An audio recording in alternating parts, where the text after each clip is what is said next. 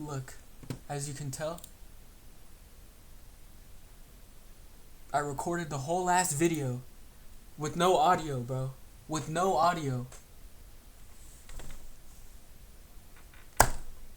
Alright, so I guess we just gotta record this one again. And y'all know, like, these videos are straight, like, fucking off the dome. So, like, I don't even fucking know.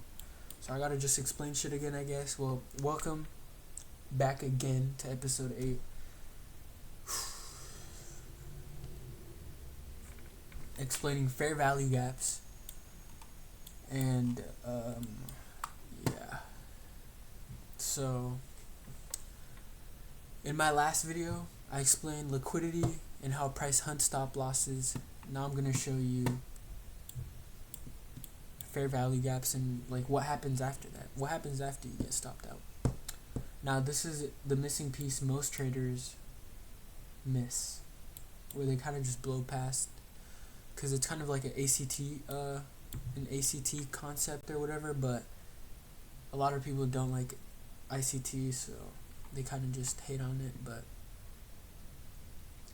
so fair value gap, or FVG, a lot of people have that instead of fair value gap because the name's long, but whatever, is basically an imbalance in the market. It happens when price moves so aggressively that it didn't properly get traded. That area didn't get traded properly. It kind of just skipped. It took a skip. So think of it as like price is moving too fast and it left like unfinished business behind. It left a trail behind. And a fair value gap is a 3 candle pattern. Let me see if I can find what I used last time. Last video with no audio. So 3 candle pattern here. First candle, second candle, the big move, and the third candle. So candle 2 essentially makes your fair value gap. If there's a gap between candle 1 and candle 3, like there is here, that's a fair value gap. The candle isn't covered by a body or a wick at all. There's this big space here. That's what makes a fair value gap. So a simple explanation is price skipped over that area, so later often it comes back to fill it. So why do fair value gaps like matter? It's just, you can just see it as like a big move up and that's it. First, price takes liquidity, then it moves aggressively, then it comes back to rebalance it. That's why it's called a fair value gap. Liquidity creates the move, and the fair value gap is where you get the entry. So a simple way to use it: wait for a liquidity sweep, which is this last leg on this downtrend gets taken out. Wait for a strong move away of it. Watch for a strong move away. Mark the fair value gap. So took this out, and in this instance, it broke structure. So it broke structure, moved away from it, came back into this fair value gap, tested it, rejected it, tested it again, and then this is where you could look for an entry.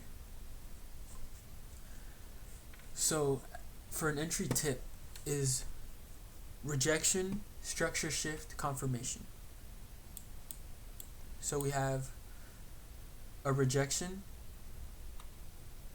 structure shift, and a confirmation.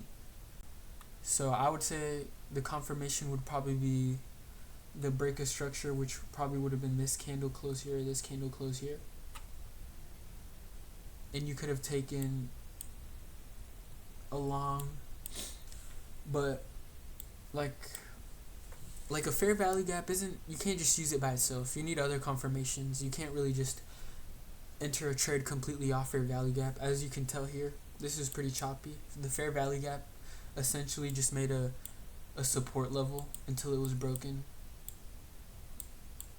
But a lot of common mistakes that people use is they trade every fair value gap, and they ignore liquidity and they enter too early. And a fair value gap is not it's not enough by itself. It's not enough of a confirmation to enter a trade. It's just you're kind of entering it still pretty blindly. So if you think of it like this, the market moved fast. Now it needs to come back and balance the price out. And that's where a lot of the smart money gets involved, and a lot of the experienced real traders react, and they don't guess. You know, trading is, you don't guess in trading, you react and you perform off that. So a good way to use this fair value gap, let's see.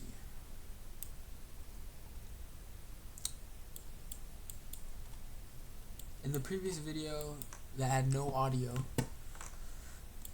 I showed this fair value gap here.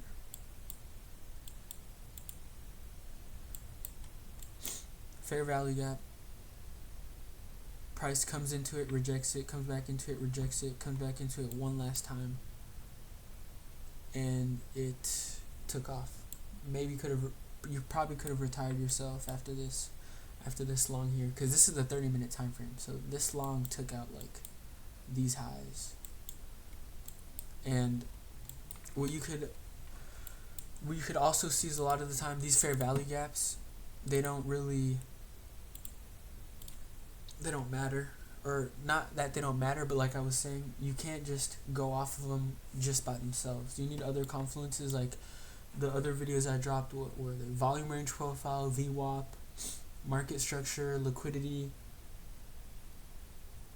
VWAP, and now fair value gaps. So another example we could use is this one right here, honestly.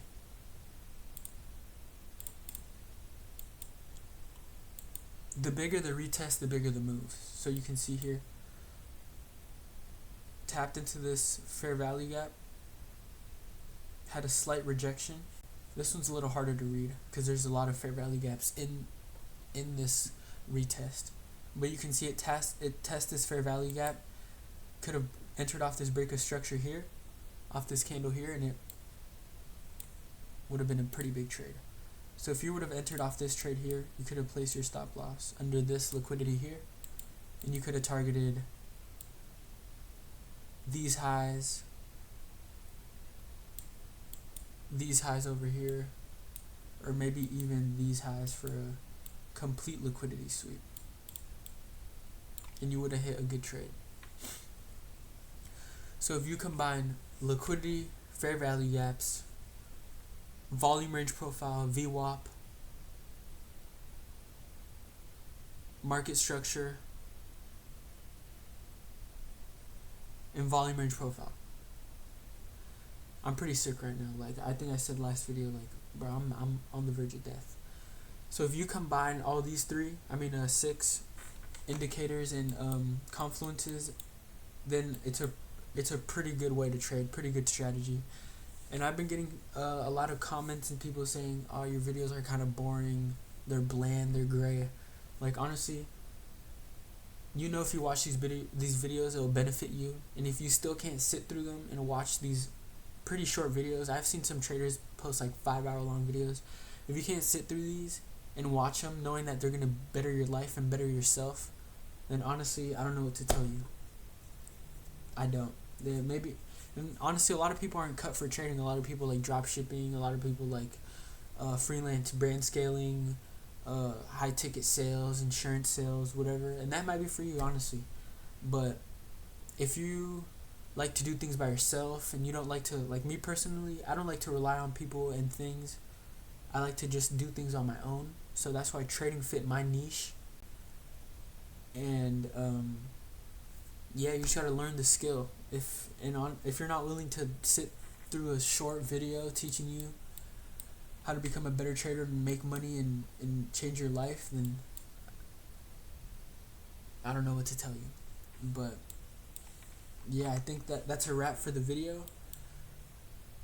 You can always replay the video to the main parts where I showed you how you can use liquidity for entries and trades. And yeah, I think that's it. You guys already know I'm active in the Discord every day, pretty much all day.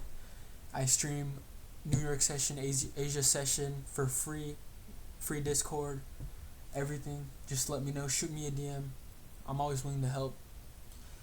Peace out.